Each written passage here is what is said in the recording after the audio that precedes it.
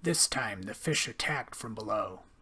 It hurtled up under the woman, jaws agape. The great conical head struck her like a locomotive, knocking her up out of the water. The jaws snapped shut around her torso, crushing bones and flesh and organs into a jelly. The fish, with the woman's body in its mouth, smashed down on the water with a thunderous splash, spewing foam and blood and phosphorescence in a gaudy shower. That's a description of the first shark attack in Peter Benchley's novel Jaws, the book which I'll be reviewing for you today.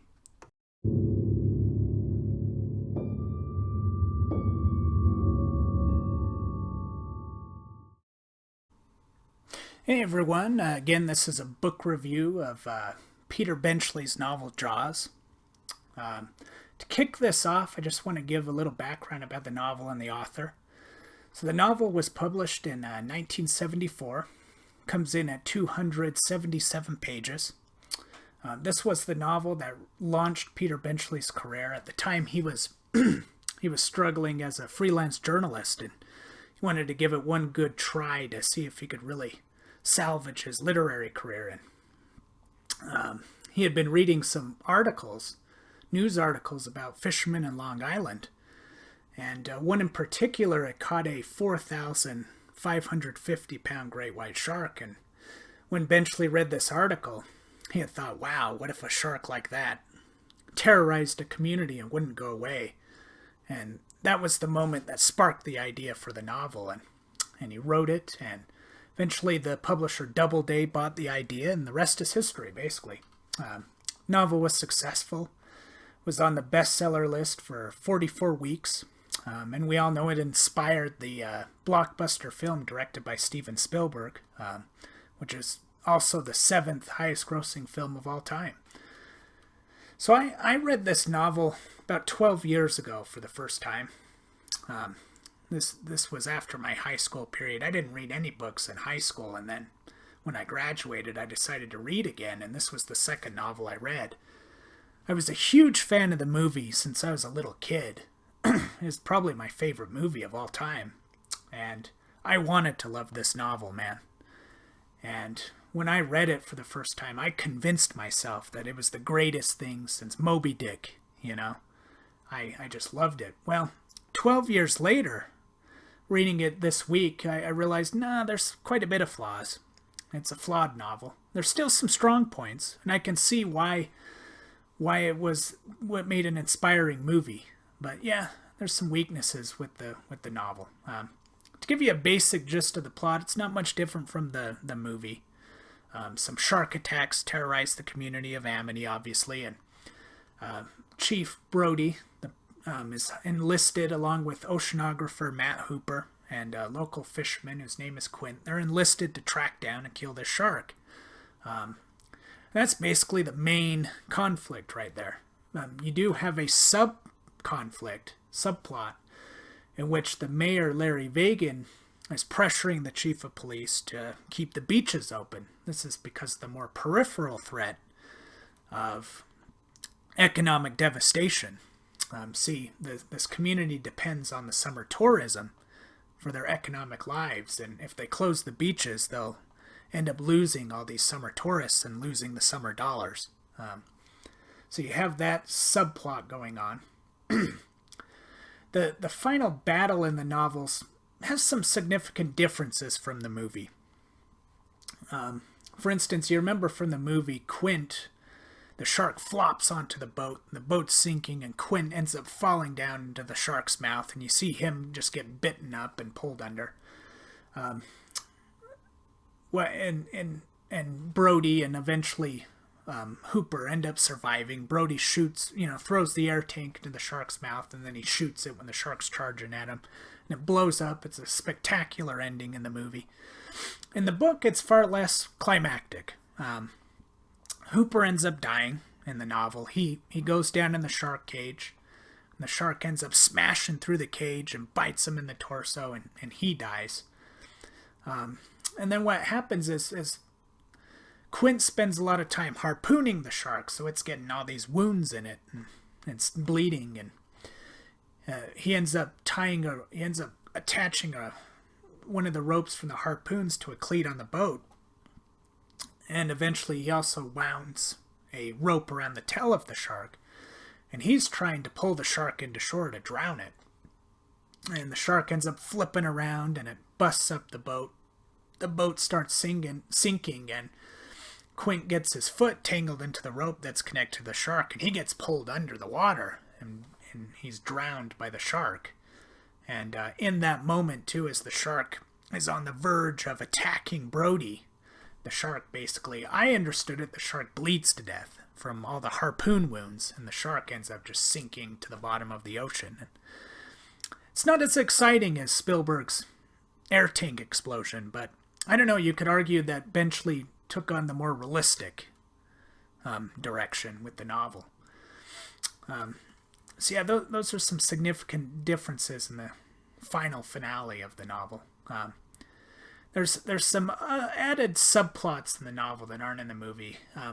For instance, Larry Vagan also takes on the pressure. Part of the reason he wants to keep the beaches open is the local mafia are demanding he keep the beaches open so that local tourism will come through, and the real estate value will be maintained at a higher price, because the local mafia has invested a lot of money in the local real estate. So there's that pressure added on to the mayor in the novel. You also have a subplot in which Chief Brody's wife, Ellen, she's basically having a midlife crisis, and she misses the affluent lifestyle she lived as a college student. And she also ended up, so here's another interesting thing, is Matt Hooper, the oceanographer, he's the younger brother of a guy named David Hooper that she dated in college. And so you get this little subplot where when she sees Matt again as a more grown-up man, she kind of develops this little crush on him and wants to sort of recapture her misspent youth. And she sets up a kind of a fling thing with him, and they go to lunch at a local restaurant and end up basically for several pages discussing sexual fantasies they'd want to commit with one another. And then she goes home and has a masturbation fantasy about Matt Hooper having sex with her in a very bold and uncaring way. And then it kind of just piddles out at that point, that subplot. And, I mean, there's some other repercussions. Chief Brody is suspicious that Matt's having an affair with his wife, and that carries on when they're on the boat trip hunting the shark out. And there's some moments where they fight with one another, and he's trying to press the information out of Matt. And I don't know. For me, that was the moment when the novel became a weakness. Those parts were the weaker part of the novel. To tell you the strengths of the novel, Peter Benchley has a gift for description. And you saw that in the opening quote that I read from the first shark attack. I mean, just terrifying. You imagine this woman, caught in the jaws of this beast, and organs being ripped into a jelly. And, he's just great with those descriptions. He grips you and enthralls you and terrifies you. It's powerful. He also is very gifted. So Benchley was studying sharks quite a bit at the time. And so you get a very good scientific angle about the descriptions of the sharks. You understand how they navigate the ocean, how they sense the beating of the swimmer in the water, sensing the blood in the water. He does a very good job describing the perspective of the shark. Those are a lot of the strengths. And I think those were the things, Spielberg captured in the shark attack moments. He captured those very well, and those were probably the most inspiring parts for the filmmakers, The weaknesses, though, come in some of those subplots I was describing to you, like the subplot with Ellen Brody and her midlife crisis and her fling with Matt Hooper. Just a huge distraction. It seemed very tacked on. It seemed almost like Benchley was trying to be edgy in some way, or he was trying to please the culture at the time, or I don't know. It seemed forced. It seemed like it didn't need to be in the novel. And So yeah, I found that part a distraction. I also found a lot of the characters kind of unsympathetic. You didn't care about them, and so they came across as just like bowling pins, and the shark was kind of like a great white bowling ball coming through to knock him down, and you almost wanted him to get knocked down. You didn't feel any respect for him, and that's a big problem especially when you're trying to write a scary story. Part of what makes a story so scary and effective, well-written horror stories, you sympathize for the characters, you love them. And when you see something horrible happening to them, it's terrifying because you love them so much. When you don't, it's not terrifying. It's kind of like that first movie, Cloverfield. The characters were just an annoyance, and you almost wanted them to get it. You wanted the monster to get him. That's kind of how I felt with the novel. Spielberg, on the other hand, with the movie, he turned it around well, and he made you care about the characters.